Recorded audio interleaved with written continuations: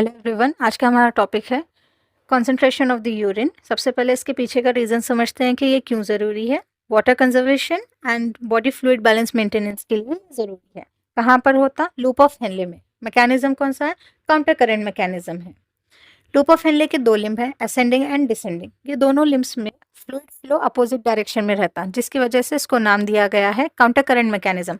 Counter means opposite, current here refers to flow.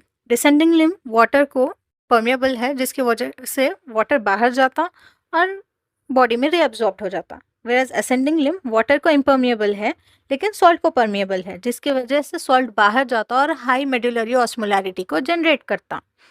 ये जो high osmolarity generate हुई है उसको मेंटेन करने का काम है वासा रेक्टा का। वासा रेक्टा क्या है? हेयर पिन और यू शेप्ड ब्लड कैपिलरीज हैं रीनल मेडुला में, जो स्लो ब्लड फ्लो को प्रोवाइड करते हैं। वासा रेक्टा के दो लिम्ब हैं, descending and ascending. Descending limb में ब्लड जैसे ही मेडुला में एंटर करता, सॉल्ट ब्लड में एंटर कर जाता और वाटर ब्लड से बाहर निकलता, जिसकी वजह से ये कॉन्सेंट्रेटेड हो जाता।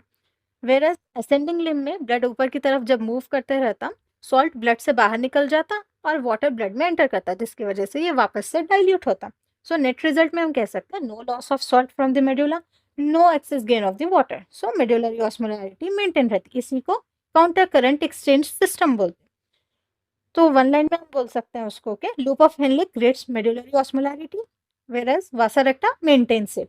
लूप ऑफ हेनले और वासा रेक्टा दोनों मिलकर यूरिन को कॉन्सेंट्रेट करते हैं। और एक फैक्टर जो यूरिन कॉन्सेंट्रेशन में हेल्प करता है वो है एडीएच, एंटी डायूरेटिक हार्मोन।